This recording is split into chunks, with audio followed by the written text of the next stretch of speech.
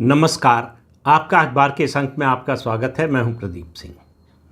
अगर मैं आपसे ये कहूं कि अगले 5 साल में तमिलनाडु पश्चिम बंगाल बन जाएगा, ये भारतीय जनता पार्टी की दृष्टि से कह रहा हूं, तो आप कहेंगे क्या चंडू खाने की बात कर रहे हैं। कहाँ तमिलनाडु, कहाँ पश्चिम बंगाल, क्या समानता है, किस आधार पर कह रहे हैं, कैसे तमिलनाडु पश्चिम बंगाल बन जाएगा। तो आप किसी निष्कर्ष पर पहुंचे उससे पहले मैं जो तथ्य पेश करने जा रहा हूं, ज़रा उन पर गौर कर लीजिए, उन पर विचार कीजिए। उसके बाद जो भी निष्कर्ष निकालना हो आपको निकालिए। पहली बात यह है कि विचारधारा पर आधारित दो दलों की लड़ाई जो है वो बड़ी लंबी चलती है।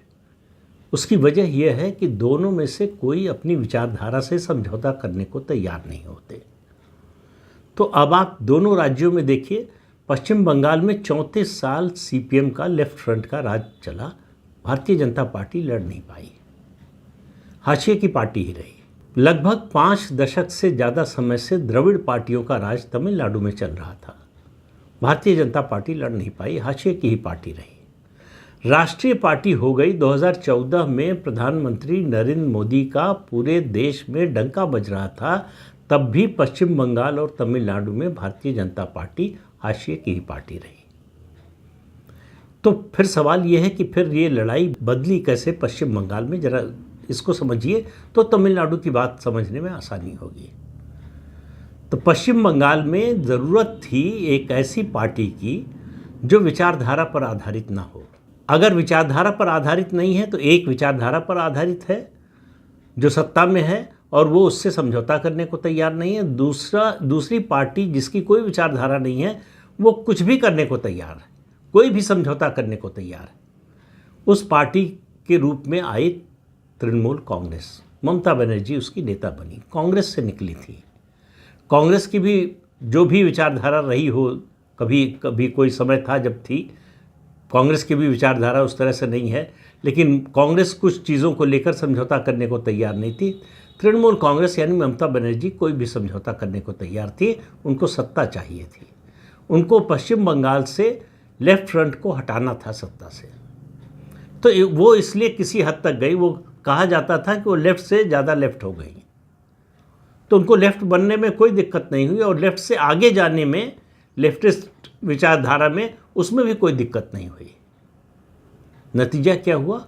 15 साल ममता बनर्जी ने राज किया। 2011 में सीपीएम को, लेफ्ट फ्रंट को हरा दिया, सत्ता से बाहर कर दिया और 15 साल तक राज किया। अब आप कहेंगे तमिलनाडु की तुलना कैसे? आप याद कीजिए 2016 में, 2014 भी कह सकते हैं, 2016 इसलिए कि दोनों राज्यों में विधानसभा का चुनाव हुआ 2016 में नरेंद्र मोदी के प्रधानमंत्री बनने के बाद। 2016 में भारतीय जनता पार्टी की विधानसभा सदस्यों की संख्या पश्चिम बंगाल में 3 थी। तमिलनाडु में आज भारतीय जनता पार्टी वहीं पर खड़ी है, 3 सदस्य हैं विधानसभा में उसके। तो एक, इसको कोई बड़ी बात, कोई बहुत महत्वपूर्ण तथ्य नहीं मान सकते कि 3 सीट पश्चिम बंगाल में थी 16 में और 26 में तमिलनाडु में है, तो दोनों की तुलना की जा सकती है। लेकिन और बातें हैं और तथ्य हैं जिनकी तुलना की जा सकती है। पहली बात ये कि तृणमूल कांग्रेस ने पश्चिम बंगाल की राजनीति में एक वैक्यूम क्रिएट किया, उसको भरने के लिए वो आ गई और उसने पश्चिम बंगाल से सीपीएम को, लेफ्ट फ्रंट को हटा दिया। इसी तरह से आप देखिए तमिलनाडु में द्रविड़ राजनीति में एक वैक्यूम क्रिएट करने की ज़रूरत थी, एक खालीपन, एक खाली स्थान। जब खाली स्थान होगा तभी कोई भरने आएगा। वो खाली स्थान तैयार किया टीवीके ने, एक्टर जोसेफ विजय की पार्टी ने, और द्रमुक पार्टियां सत्ता से बाहर हो गई। डीएमके उस समय सत्ता में थी, इस समय तो वो बाहर हो गई। अन्ना द्रमुक भी पहले की तुलना में और कमज़ोर हो गई। तो द्रविड़ राजनीति के खात्मे की शुरुआत हो गई 2026 के विधानसभा चुनाव। अब दोनों राज्यों में का फर्क देखिए। तृणमूल कांग्रेस को पूर्ण बहुमत मिला था 2011 में, तो एक राजनीतिक स्थायित्व था। लेकिन तमिलनाडु में जोसेफ विजय की पार्टी को पूर्ण बहुमत नहीं मिला। तो उसका राजनीतिक जन्म ही राजनीतिक अस्थिरता के साथ हुआ। उसकी सरकार कितने दिन चलेगी कुछ मालूम नहीं है। वो निर्भर करेगा वो कितने समझौते करने को तैयार है। अगर समझौता हर तरह का करने को तैयार है तो सरकार 5 साल चल सकती है, वरना हो सकता है न भी चले। अब मैं कैसे कह रहा हूं कि तमिलनाडु पश्चिम बंगाल बन सकता है, तो देखिए एक वैक्यूम तो पॉलिटिकल क्रिएट हो गया है तमिलनाडु में भी। और फर्क क्या है तमिलनाडु पश्चिम बंगाल में? दोनों राज्यों में फर्क यह है कि पश्चिम बंगाल में डेमोग्राफी बीजेपी के बिल्कुल खिलाफ थी, यानी 30% मुस्लिम मतदाता। दूसरा, सीपीएम के समय से, बल्कि कहें कांग्रेस के समय से ही मतदाताओं में एक डर कि सत्तारूढ़ दल के खिलाफ गए तो हमारे साथ कुछ भी हो सकता है। अब ये डर जब एक हद से गुजर जाता है तो वो डर निकल जाता है। ये हुआ 77 में कांग्रेस पार्टी के साथ लेफ्ट फ्रंट आ गया। ये हुआ 2011 में लेफ्ट फ्रंट के साथ तृणमूल कांग्रेस आ गई। यही डर निकला 2026 में तृणमूल कांग्रेस के खिलाफ और बीजेपी सत्ता में आ गई। अब तमिलनाडु की स्थिति देखिए। तमिलनाडु में डेमोग्राफी बीजेपी के पूरी तरह से पक्ष में है। 88% जो है हिंदू मतदाता है। तो वो डेमोग्राफी का कोई चैलेंज जो पश्चिम बंगाल में था उस तरह की कोई चुनौती भाजपा के सामने नहीं है। तमिलनाडु ऐसा राज्य है जहां देश के सबसे बड़े, महत्वपूर्ण और सबसे ज़्यादा मंदिर हैं। तो तमिलनाडु में पश्चिम बंगाल की ही तरह सनातन संस्कृति की जड़ें हैं।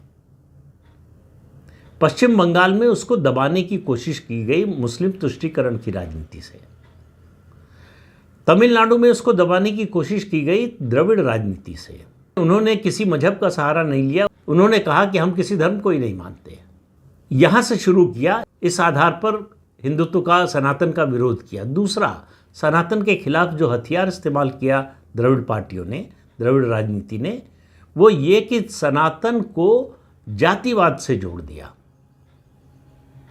कि सनातन का मतलब है ब्राह्मणवाद और ब्राह्मणवाद का मतलब है दलित जातियों और पिछड़ी जातियों के खिलाफ। ये पिछले 6 दशक से और बल्कि उससे ज़्यादा समय से ये राजनीति चल रही थी। टीवीके ने आकर उसको तोड़ दिया। टीवीके का कोई जातीय आधार नहीं है। टीवीके का कोई मजहबी आधार भी नहीं है। ये ठीक है कि क्रिश्चियन मिशनरीज उसको सपोर्ट कर रही हैं, लेकिन क्रिश्चियंस की संख्या वहाँ 6% से भी कम है। तो वो कोई बड़ा परिवर्तन जो है चुनाव में वो लाने की उनका संख्या बल नहीं है। तो ये द्रविड़ राजनीति से जो ऊब थी लोगों की, उससे जो तंग आ गए थे लोग, जो परिवर्तन चाहते थे, उन्होंने चुना जोसेफ विजय को और उनकी पार्टी टीवीके को। उसी तरह से जैसे पश्चिम बंगाल में जो लोग लेफ्ट फ्रंट की राजनीति से तंग आ गए थे, उन्होंने चुना ममता बनर्जी को। ममता बनर्जी को लगा कि सफलता पाने जिस रास्ते से पाया है उसी पर आगे चलते, उसको आगे बढ़ाने से सफलता हमेशा के लिए बनी रहेगी। यानी सीपीएम जितना अत्याचार करती थी, जितनी हिंसा करती थी, नीचे जो भ्रष्टाचार था सीपीएम का, ऊपर के नेताओं में नहीं था, नीचे उसी को और उन्होंने इंस्टीट्यूशनलाइज किया। कांग्रेस के समय नहीं बना, सीपीएम के समय नहीं बना, तृणमूल कांग्रेस के समय पूरे पश्चिम बंगाल में टोल बूथ बन गए तृणमूल कांग्रेस के नेताओं के, वसूली होने लगी। पश्चिम बंगाल में भी ममता बनर्जी ने हिंदुत्व के विरोध की राजनीति की। और हिंदू जल्दी रिएक्ट नहीं करता, चुप ज़्यादा रहता है, बोलता कम है। लेकिन जब बोलने पर आ जाता है तो फिर सब कुछ उलट पुलट कर देता है। ये पश्चिम बंगाल में देखा लोगों ने, ये असम में देख चुके हैं हम लोग, और कई राज्यों में देखा, उत्तर प्रदेश में देखा, बिहार में देखा। ये जो मुस्लिम तुष्टीकरण की राजनीति से सत्ता का रास्ता निकलता था, उस रास्ते को भारतीय जनता पार्टी और नरेंद्र मोदी ने बंद कर दिया। लेकिन तमिलनाडु में ऐसी कोई चुनौती नहीं है। मुस्लिम भी वहाँ 6% से कम है और क्रिश्चियन भी 6% से कम है। जो बाकी हैं लगभग 88%, 89% वो हिंदू ही है। तो बीजेपी के लिए नेविगेट करना इसमें पॉलिटिकली ज़्यादा आसान है पश्चिम बंगाल की तुलना में। लेकिन समस्या वही है कि पश्चिम बंगाल में भी नेता नहीं था, तमिलनाडु में भी नेता नहीं है। तमिलनाडु में के अन्नामलाई नेता बनते हुए उभरते हुए दिख रहे थे, लेकिन पता नहीं क्या हुआ पार्टी के अंदर कि उनको पीछे कर दिया। अब चर्चा आजकल ये हो रही कि खासतौर से कोयम्बटूर में पोस्टर जिस तरह के लगे हैं उससे लोगों को ये आशंका हो रही है कि अन्नामलाई अपनी अलग पार्टी बनाना चाहते हैं। उनको शायद लग रहा होगा अगर विजय जो है ऐन चुनाव के मौके पर आकर सिर्फ चुनाव से 2 साल पहले जो है अपनी पार्टी बनाकर सत्ता में आ सकते हैं तो मैं क्यों नहीं। कि विजय की जो लोकप्रियता थी उनकी फिल्मों के कारण, के अन्नामलाई की जो लोकप्रियता है उनकी राजनीति के कारण। तो के अन्नामलाई की राजनीतिक पहचान विजय से ज़्यादा मजबूत है। लेकिन दोनों के सामने समस्या वही थी कि दोनों के पास संगठन नहीं है। लेकिन एडवांटेज विजय को ये था कि लोग परिवर्तन चाहते थे, द्रविड़ राजनीति से छुटकारा चाहते थे, इसलिए विकल्प के रूप में जोसेफ विजय नजर आए और उनके साथ हो गए लोग। अब वो जगह विजय ने भर दी है, कि अन्नामलाई के लिए वो जगह नहीं है। उनको उसके लिए संघर्ष करना पड़ेगा, अगर अलग पार्टी बना लेते हैं तो भी। लेकिन अगर बीजेपी के साथ रहते हैं तो उनके लिए भी ये फायदे का सौदा है, और बीजेपी के लिए तो है ही। दूसरा एडवांटेज बीजेपी को पश्चिम बंगाल की तुलना में ये है कि यहाँ का मतदाता डरा हुआ नहीं है। उसको ये डर नहीं है कि हम अगर किसी और पार्टी को, सत्तारूढ़ दल के अलावा किसी को वोट देंगे तो हमारा क्या होगा, हमारे परिवार का क्या होगा। वहाँ सत्ता बदल गई, हिंसा नहीं हुई। जिस तरह से 2021 में चुनाव के पहले, चुनाव के दौरान और चुनाव के बाद हिंसा हुई, तृणमूल कांग्रेस के लोगों ने कराई, और ममता बनर्जी ने उसको जिस तरह से डिफेंड किया, वो स्थिति तमिलनाडु में नहीं आई। तो एक बात, मतदाता डरा हुआ नहीं है। दूसरी बात, द्रविड़ राजनीति से छुटकारा पाना चाहता था और पा लिया है। एक परिवर्तन ये आ गया है, टीवी के कोई विचारधारा पर आधारित पार्टी नहीं है। तो इसलिए जो है वो विचारधारा पर आधारित पार्टियों के बीच का जो झगड़ा था, जो लड़ाई थी, उसमें उसको जो है रिक्त स्थान मिल गया, उसको भर लिया उसने। लेकिन बिना विचारधारा के राजनीति में बहुत लंबे समय तक सरवाइव करना मुश्किल होता है। फिर दूसरा तरीका होता है कि आप जाति पर चले जाएं, जो ज़्यादातर क्षेत्रीय दलों का है। टीवीके का कोई जातीय आधार भी नहीं है उस तरह से कि कह सके कि ये कोर वोट है, इन जातियों का वोट उसका कोर वोट है। इसलिए बीजेपी की संभावना और ज़्यादा बढ़ जाती है। बीजेपी की संभावना बढ़ने का और बड़ा कारण है, और वो है उसका राष्ट्रीय नेतृत्व और उसका संगठन कौशल और राष्ट्रीय स्वयंसेवक संघ का जो ज़मीन पर काम है। फिर तुलना कीजिए आप 2021 और 2026, 2021 पश्चिम बंगाल, 2026 तमिलनाडु। 2021 में पश्चिम बंगाल में आप किसी से भी पूछते, भाजपा के बड़े से बड़े समर्थक से पूछते, यहाँ तक कि उनके नेताओं से भी पूछते, तो कहते कि पार्टी का कोई आधार तो है नहीं। 2021 के चुनाव में भारतीय जनता पार्टी को हर बूथ के लिए बूथ लेवल वर्कर नहीं मिला, पोलिंग एजेंट नहीं मिला। वहाँ से फिर राष्ट्रीय स्वयंसेवक संघ जुटा, पार्टी का राष्ट्रीय नेतृत्व जुटा, स्थानीय संगठन को साथ लिया, और भाजपा के सौभाग्य से शुवेंदु अधिकारी तृणमूल कांग्रेस से तंग आकर छोड़कर भाजपा के साथ आ गए थे, और भाजपा ने दांव लगाया शुवेंदु अधिकारी पर, भरोसा किया, 5 साल उनको लीडर अपोजिशन बनाकर रखा। अब इसी मामले में पश्चिम बंगाल और तमिलनाडु में अंतर है कि पश्चिम बंगाल में 21 से 26 के बीच में भारतीय जनता पार्टी के पास एक स्थानीय नेता था जिसकी अपनी राज्य में पहचान थी, जो राजनीतिक रूप से सोचता था और 24 घंटे राजनीति करने वाला था। तमिलनाडु में भाजपा को ऐसे नेता की तलाश है। फिर कह रहा हूँ, अन्नामलाई हो सकते थे, लेकिन उनका मामला थोड़ा संदेह वाला हो गया है कि वो भाजपा के साथ रहेंगे कि नहीं, भाजपा के राष्ट्रीय नेतृत्व का उन पर अब भी भरोसा है कि नहीं, ये सारे सवाल हैं जो भाजपा को अगले कुछ महीनों में जिनका हल खोजना पड़ेगा। तो परिस्थिति बिल्कुल तैयार है, बिल्कुल पकी हुई स्थिति है भारतीय जनता पार्टी के लिए तमिलनाडु में। 2031 का चुनाव भारतीय जनता पार्टी अगर जीत जाए तो कोई आश्चर्य नहीं। आप याद कीजिए 2021 में कोई नहीं कह सकता था कि 2026 में भारतीय जनता पार्टी की प्रचंड बहुमत से पश्चिम बंगाल में सरकार बनेगी।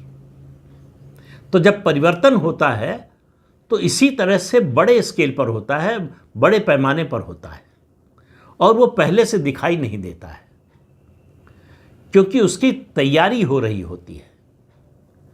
जब खाना बन रहा होता है तब उसका अंदाज़ा नहीं लगता है कि कैसा होगा, क्या स्वाद होगा, अच्छा होगा, खराब होगा।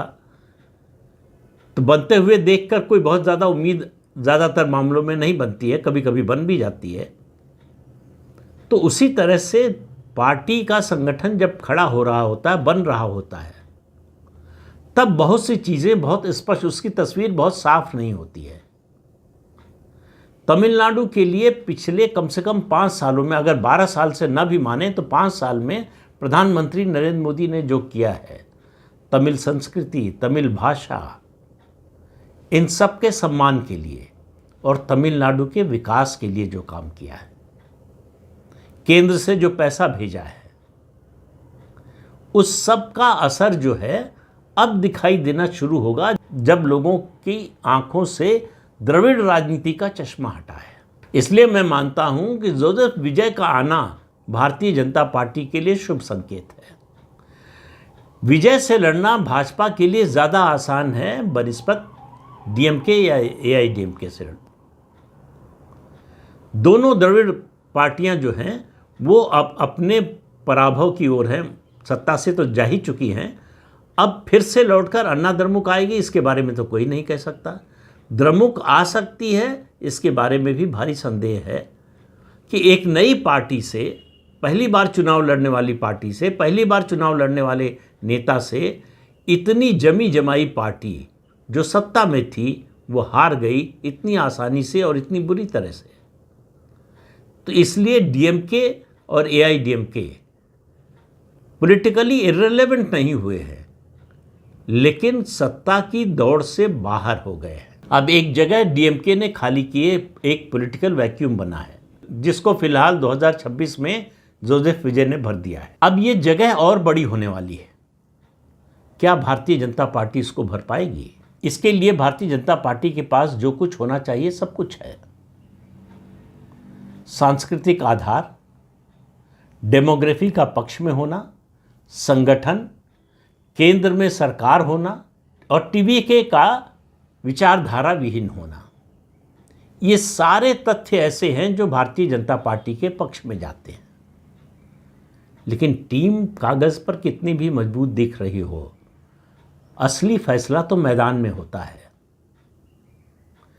जो उस दिन जीता वही सिकंदर है। तो क्या भारतीय जनता पार्टी ने जिस तरह से पश्चिम बंगाल में 2021 से 2026 के बीच में तैयारी की, उस तरह की तैयारी तमिलनाडु में करेगी? इस सवाल का जवाब अगर हाँ में आएगा तो भाजपा की 2031 में सरकार बनना असंभव नहीं है तमिलनाडु में। अगर इस सवाल का जवाब नहीं में है तो असंभव नहीं तो कह सकते हैं कि कोई उम्मीद नहीं है। तो देखिए 5 साल इंतज़ार करना पड़ेगा, 1-2 दिन में ये बदलाव नहीं होने वाला है। और ये इस पर भी निर्भर करेगा कि विजय की सरकार कैसी चलती है, वो सरकार कितनी स्थायी होती है और वो सरकार अपना 5 साल का कार्यकाल पूरा कर भी पाती है या नहीं। डीएमके और एआईडीएमके के खिलाफ जो नाराज़गी है, जो असंतोष है, वो इन 5 सालों में नहीं जाने वाला है। अगर जाएगा भी तो बहुत लंबा समय लगेगा और हो सकता है कभी न जाए। जो हाल अकाली दल का पंजाब में हुआ है, द्रविड़ पार्टियों का, वही भविष्य मुझे तमिलनाडु में दिख रहा है। लेकिन विकल्प जो है वो बहुत स्पष्ट रूप में दिखाई नहीं दे रहा है, लेकिन उसकी संभावना दिखाई दे रही है। और इस संभावना को मजबूत किया है, इस उम्मीद को मजबूत किया है पश्चिम बंगाल के चुनाव नतीजे ने। तो इस अंक में इतना ही। अगले अंक में फिर मिलेंगे किसी नए मुद्दे के साथ। तब तक के लिए अनुमति दीजिए। नमस्कार।